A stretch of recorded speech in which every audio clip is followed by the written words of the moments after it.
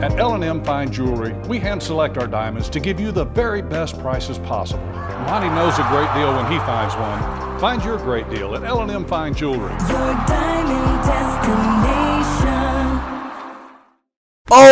Okay, so we have Big Sky Conference play finally starting. The rest of the games going forward are going to be conference games for a lot of these teams. Actually, I think I think that was the WAC conference the United Athletic Conference I was looking at. Either way, conference play is beginning. First up, we have the Big Sky stat leaders going into Big Sky Conference play. I wanted to look at some of the major statistical categories and talk about some of the stat leaders in the Big Sky Conference. First, we have sacks. And Keyshawn James Newby at 7 sacks for Idaho. He's an early Buck Buchanan Award candidate for me. He balled out. He had 5 sacks against Wyoming and Oregon, 2 against Oregon, 3 against Wyoming. That alone gives him credence to be one of the top players in the country, one of the Big Sky Defensive Player of the Year candidates and Buck Buchanan Award candidates. I mean, he's been balling. Then you got Hayden Harris at 5.5 sacks. He's been balling. A lot of his production has been at home. He was non-existent when they went to North Dakota, so it'll be interesting to see what he's able to do against Eastern Washington this week.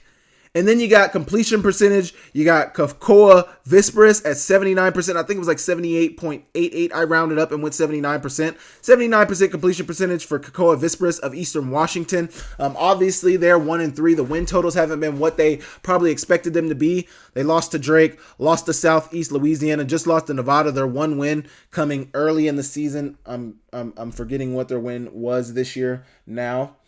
I'll find it just now. I just mentioned it. I can't believe I can't tell you where their win came from. But Eastern Washington 1-3, not doing great this year. Their one win came against Monmouth. That's right. Their one win came against Monmouth. And then second on that list for completion percentage is Tommy Malott at 70% completion percentage. When he's healthy, he's one of the best players in the Big Sky Conference. He can run the ball, he can pass it, but they haven't been making a concerted effort to run him that much. They're using their running backs, using their offensive line, not putting the burden on Tommy Malott to do all of the work, and it's really worked out for them. Hoping he stays healthy. He's at 70% completion percentage. They don't throw it a ton. Seems like Mercyhurst was really making them throw the ball, loading the box up, making him put the ball in the air, and he was 14 for 18, threw for like 2 bills and a couple touchdowns. So he balled out, man. Tommy can adapt. Hopefully, he'll be able to bring that when they play better competition, but we will see how that turns out for them. Passing touchdowns. You got Carson Conklin for Sac State, who's thrown 8, leading the conference.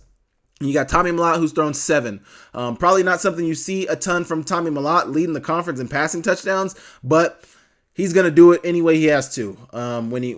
He's a gamer. Tommy Malott is a gamer. He knows how to win. Carson Conklin, I liked a lot of what I saw from him last year. Looked like a very good young player. Obviously, more of the burden has been put at his feet with Caden Bennett either being injured or maybe they chose to go in Carson Conklin's way. Got to believe Caden Bennett is injured, and Carson Conklin has picked up perfectly.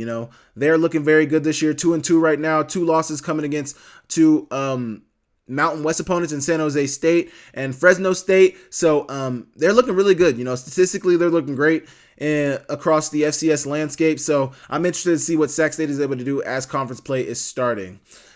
Passing yards. You got Miles Hastings of UC Davis passing for 1,082 yards. And then you got Richie Munoz throwing for 828 yards. It's interesting. Weber State is currently sitting at 2-2. Their 2 losses have come by way of they lost a very, very close one to a Lamar squad, who I think is ranked at this point, and then they also lost to Washington. So Weber State could be a decent team. Lamar may be better than we think. I mean, they're in the Southland Conference. That Southland Conference is a conference that has McNeese, who's currently 3-2. They played that week 0 game. They haven't seen their bye week yet. Lamar is 3-1. Incarnate Word is 2-2. And then you got some other teams that aren't very great. But Lamar, McNeese, and Incarnate Word are some of the better teams in that conference. We'll see how they end up being. Lamar, their wins coming by way. Oh, I clicked on McNeese. Sorry, give me a second. Lamar, their wins coming by way of Texas Southern. They won a close one against Texas Southern this past weekend. Weber State and then Mississippi Valley State. They lost by a touchdown to Texas State. So they've played everybody pretty close. they're going to be a hard out. Lamar, obviously, we don't cover that Southland Conference too much, but Weber State is 2-2. They're looking pretty decent this year. Richie Munoz throwing the ball all over the place. He's second in the conference in passing yards.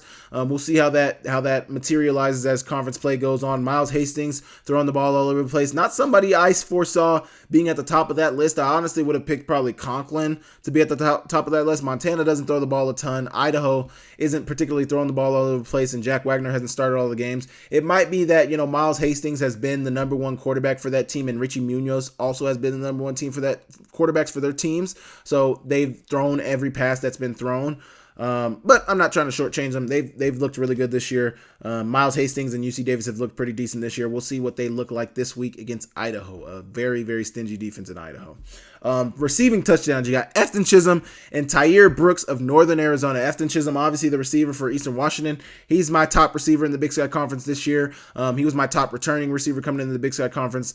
He's a baller. Against Monmouth, he had 173 receiving yards. He's totally looked like one of the top receivers in the country this year. I think he's top, I think he's top four or five. I think he's definitely top five in receiving yards. He's got 406 receiving yards this year. He's up there towards the top. He's leading the country in receptions currently with like 39 receptions. Might be a little more than that. Don't quote me on that, but he's got a ton of receptions this year. He's looked really, really good this year. But obviously his team is 1-3. They haven't got the win totals that they would like.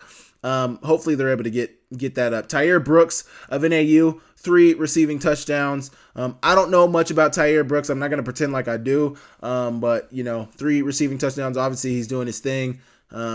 We'll see what NAU is able to do. They were 5-3 in the conference last year. We'll see what they're able to do once things get rolling this week. You got receiving yards leader with Efton Chisholm at 406 yards. He's 100 and some change yards ahead of the next best guy in the conference. This is Jared Gibson of Sac State. He's got 287 receiving yards. Like I said, I just spoke my piece about Efton Chisholm. He's looked really good. His team hasn't looked great. He plays with a really good quarterback in Kakoa Vispris.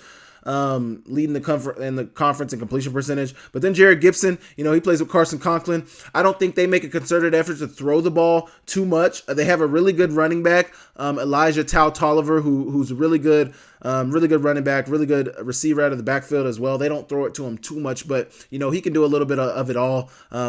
Sac State kind of is a balanced offensive scheme. They want to run the ball, but they also can throw it with their quarterbacks as well.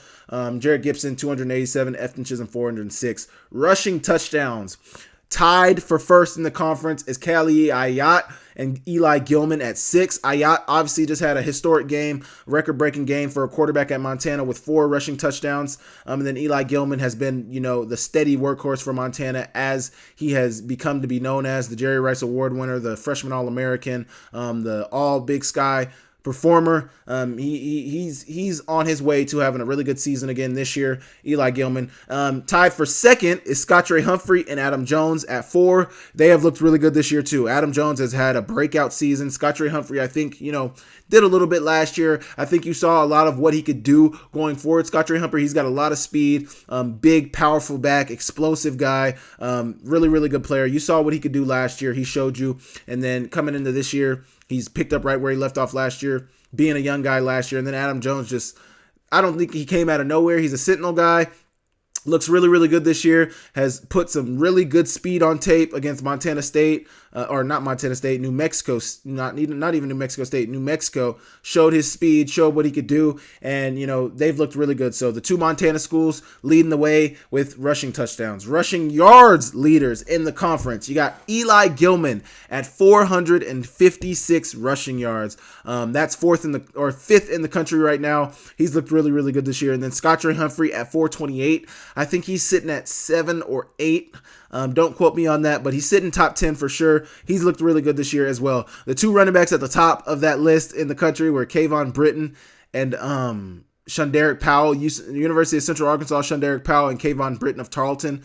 Those dudes are workhorses and dogs. They're at like 600 plus rushing yards already on the season in 4 games. Shunderick Powell, I think, just rushed for like 170, maybe 200. He just had a ridiculous rushing game. I mean, these guys are just absolutely balling out this year. But Eli Gilman, Scott Trey Humphrey, they look really, really good. They look really, really good. They've played great games this year. Eli Gilman looking like one of the better running backs in the conference right now. Elijah Tolliver's at 3 in the conference right now. He was right outside that top 2. I can't remember. He's got 400 and something right now. But there's some decent running backs in the conference, and we'll see how that shapes out as conference play gets going. And then last stat I put on here was total tackles. You got David Meyer of UC Davis with 41. I think he had 27 solo tackles. And then you got Peyton Wing of Portland State at 27 total tackles. I think he had 20 solo. So guys getting to the ball, guys making tackles. David Meyer was one of the tops in the country in that stat. And Peyton Wing, I don't think, was one of the tops in the country. He was pretty low on that list, maybe like top 40 or 50. But definitely top 2 in the Big Sky Conference. Interesting. I mean, I don't know what the tackle stats usually look like year over year, so I can't say, if this is low or high or if this is pretty comparable. But, some pretty good players in the Big Sky Conference. Obviously, those are some of the stat leaders in the Big Sky Conference. You guys let me know what you think about this. Is there anybody that wasn't in these top 2 of their major statistic category that you guys thought might be in here? Anybody that you noticed I missed, let me know in the comments, and I will move on.